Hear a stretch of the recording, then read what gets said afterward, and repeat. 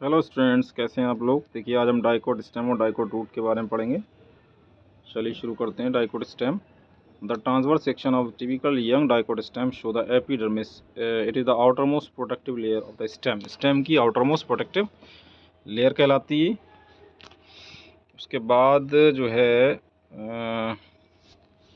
और ये जो एपिडर्मिस है covered with a thin layer of cuticle, है ना। ये बाहर जो है इसकी जो कवरिंग है क्यूटिकल से कवर्ड रहती है। इट में bear a trichome and a few stomata. कभी कभी ट्राइकोम्स होते हैं, रूट हेयर्स, जिन्हें एपिडर्मल हेयर्स भी कहा जाता है। कभी फ्यू स्टोमेटा भी होते हैं। The cells arrange in multi layer between epidermis and the pericycle constitute the cortex. Cell जो है बहुत सारी मल्टी लेयर में अरेंज रहता है एपिडर्मिस और पेरिसाइकिल के बीच में, जो कि कॉर्टेक्स वाला हिस्सा कहलाता है। ये कॉर्टेक्स बनाता है। इसमें 3 जोन होती हैं। इट कंसिस्ट ऑफ 3 सब जोन्स। आउटर जो कहलाती है हाइपोडर्मिस, आउटर हाइपोडर्मिस है। बीच वाली जो है आपकी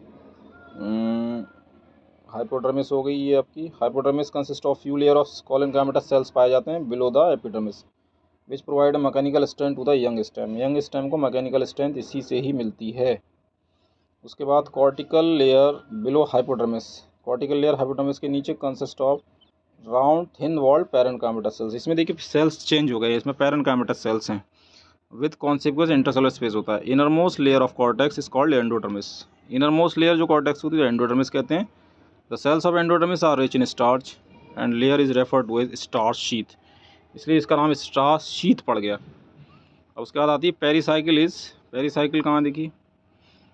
pericycle is present inner side of the endodermis and above the phloem in the form of semi lunar patches of स्क्लेनकाइमा।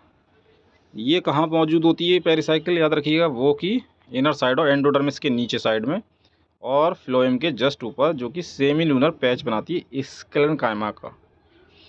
अब क्या बात आ रही है? In between vascular bundle there a few layer of radially place parenchymatous sales.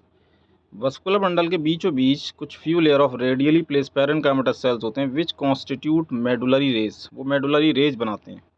बहुत important point है।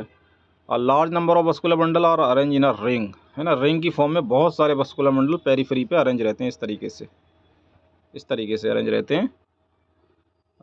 Is a correct. Dicot stem की सबसे इंपॉर्टेंट खूबी है कि जिसमें वस्कुलर बंडल रेडियली फॉर्म में अरेंज रहते हैं, रिंग बनाते हैं, है ना। ईच वस्कुलर बंडल कंजॉइंट है। इसका वस्कुलर बंडल की कंडीशन क्या होती है इसमें याद रखना आपको। Each vascular bundle is conjoint open with endarch protoxylem condition पाई जाती है इसके अंदर। याद रखिएगा कैसा होता है।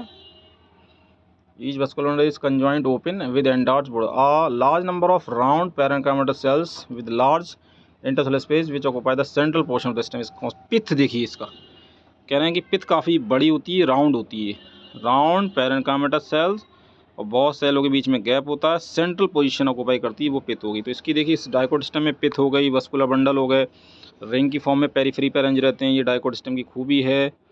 और आपके इसमें जो है 3 लेयर्स में अरेंज था। ये 3 जोन्स बना दी गई थी।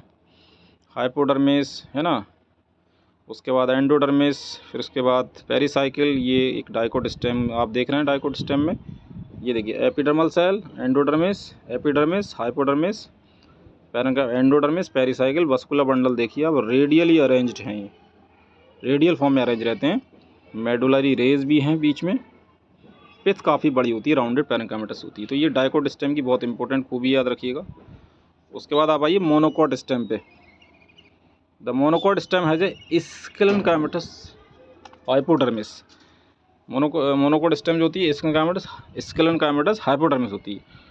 और large number of scattered vascular bundle, इसमें स्कैटर्ड वस्कुलर बंडल बिखरे हुए पड़े रहते हैं, है ना, पूरे सेल में, पूरे टिश्यू के अंदर कह सकते हैं। Each surrounded by a sclerenchymatous bundle sheath and large conspicuous parenchymatous ground tissue. इसमें जो पैरेनकाइमेटस ग्राउंड टिश्यू होते हैं कॉन्सिफिकस होते हैं, लार्ज होते हैं। इसकी यही खूबी है कि जो वस्कुलर बंडल हैं वो बिखरे हुए पड़े रहते हैं पूरे उसके अंदर। याद रखिएगा स्टेम के अंदर, स्टेम के टीएस के अंदर फिगर में देखेंगे आप। Vascular bundle are conjoint and close. इसमें कंजॉइंट क्लोज कंडीशन है डाइकोट मोनोकोट स्टेम में। कंजॉइंट क्लोज है। Peripheral vascular bundle are generally smaller than the centrally located one. Periphery पे जो वस्कुलर बंडल है वो काफ़ी छोटे होते हैं देन द सेंट्रल, बीच में जो लोग काफ़ी बड़े होंगे। The phloem parenchyma is absent, phloem parenchyma नहीं होती है। Water containing cavities are present within the vascular bundle, water containing पानी वाली जो कैविटीज़ होंगी वो वस्कुलर बंडल के बीचों बीच पाई जाती हैं। तो इसका अगर आप फिगर देखेंगे, ये देखिए मोनोकोट का, मोनोकोट स्टेम में देखिए आप, ये वस्कुलर ग्राउंड टिश्यू है, जाइलम, फ्लोएम, ये पड़े हुए हैं वस्कुलर बंडल्स। तो it is all about monocot and dicot stem. मिलते हैं नेक्स्ट वीडियो में। Keep watching, sharing and subscribe my channel.